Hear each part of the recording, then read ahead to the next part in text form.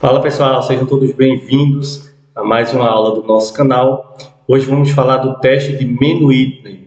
O que é esse teste e como que a gente faz para rodá-lo no SPSS, tá bom?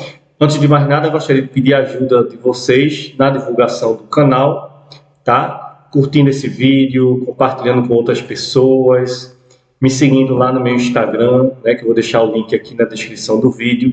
Tá? Assim, a gente consegue levar essas aulas gratuitas para mais pessoas, tá bom? Então, vamos lá falar sobre o teste de Mann-Whitney. Primeiro, quando que esse teste é indicado? Ele é indicado para a comparação de dois grupos independentes, tá? Por exemplo, estou comparando homens com mulheres, ou pessoas doentes com pessoas saudáveis, por exemplo, dois grupos independentes. Tá bom?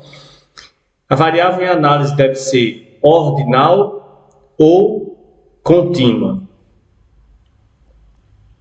E ele é uma alternativa ao teste T de Student, quando a hipótese de normalidade de igualdade de variância forem violadas ou quando o tamanho da amostra for pequeno. Ou seja, ele é o teste não paramétrico equivalente ao teste paramétrico, que é o teste T de Student. Tá bom? Quais são as hipóteses desse teste? A hipótese nula é que não há diferença entre os dois grupos, e a hipótese alternativa é que há sim diferença entre os dois grupos. Por isso que, se o teste for significativo, ou seja, o nosso P for menor que 0,05, significa que há uma diferença significativa entre os dois grupos independentes que eu estou comparando.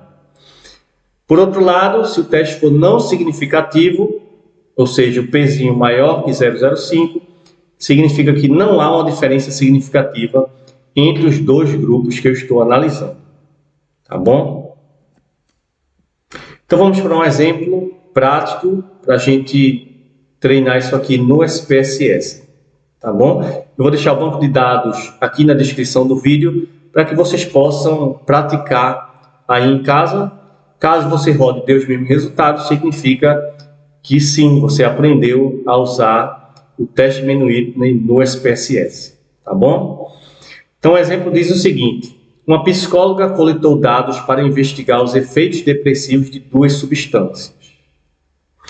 Ela testou 20 pessoas, 10 receberam um comprimido de êxtase para tomar em uma noite de sábado e 10 ingeriram álcool, tá? Ou seja, dois grupos diferentes, dois grupos independentes. Cada um recebeu uma substância diferente, tá? Por isso que a indicação aqui é o teste de Mann-Whitney. Os níveis de depressão foram medidos utilizando o IDP no dia seguinte, no domingo, e no meio da semana, na quarta-feira. Ela tinha duas hipóteses: entre os que ingeriram álcool e os que consumiram êxtase, os níveis de depressão seriam diferentes no domingo e na quarta-feira, tá bom? Então, como é que a gente vai fazer isso lá no SPSS? Vamos lá. Aqui eu tenho a primeira coluna com droga, né, a substância, 1 para êxtase, 2 para álcool, e aqui os dados do domingo, né, do IDB, do domingo e da quarta-feira. Então é bem simples, eu venho aqui em analisar testes não paramétricos. Como são dois grupos independentes, eu coloco aqui amostras independentes. Aqui em objetivo posso deixar como está. Aqui em campos ele já predefiniu corretamente, ó, domingo e quarta-feira os dados, e aqui os grupos tipo de droga, tá? Caso ele não tivesse colocado corretamente, eu poderia vir aqui, customizado, e passaria manualmente, tá? Como ele já deixou pré-definido, ótimo, não preciso alterar. Venho aqui em configurações, customizar testes, eu não peço para ele escolher automaticamente, tá? Coloco em customizar testes e vou escolher, claro, o teste de Mann-Whitney U, 2 amostras, tá bom? Coloco aqui em executar e ele vai me dar os resultados do teste, junto com os seus gráficos.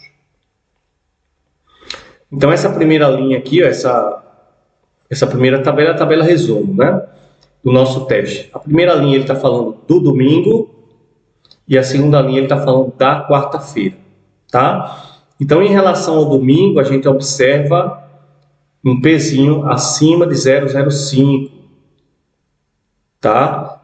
Ou seja, os níveis de depressão dos usuários de êxtase e de álcool não foram diferentes no domingo, tá bom? Aqui eu tenho os detalhes, ó, uma tabela detalhada dos dados do domingo, né? Aqui eu tenho a minha estatística U de Ben Whitney, tá? Aqui o valor de Z padronizado e aqui o valor do P, né? Como a minha amostra é pequena, eu utilizo o método exato, tá bom? Aqui eu tenho o gráfico, ó, do domingo. Se você pode perceber aqui, né? Os gráficos são bem semelhantes, tá? Aqui embaixo mesmo, ó, praticamente iguais. E a gente vê aqui os valores dos postos médios, ó, 11,95 e 9,05, bem parecidos para êxtase e para álcool. Então, por meio dos gráficos também a gente já percebe que não há essa diferença significativa. Aí o valor de P vem confirmar.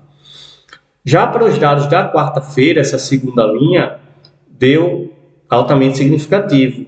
O Pzinho menor que 0,05.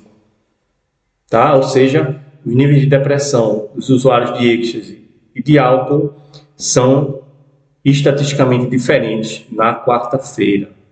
Houve diferença, tá bom? Aqui a gente vê a estatística resumo da quarta-feira, mais uma vez o valor de U, de Ben Whitney, a estatística T, tudo isso a gente vai reportar nos resultados daqui a pouco, e o valor do P, novamente, né? Que é 0, de altamente significativo.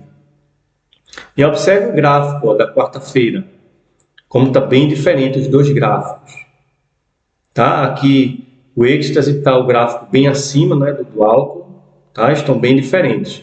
E os valores aqui dos postos médios, 15,1 contra 5,9, valores bem discrepantes uns dos outros.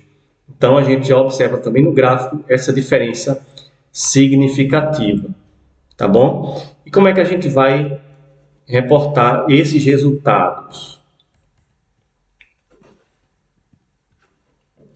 Então, a gente vai dizer que o nível de depressão dos usuários de êxtase não difere significativamente dos usuários do álcool um dia após a ingestão das substâncias, ou seja, no domingo.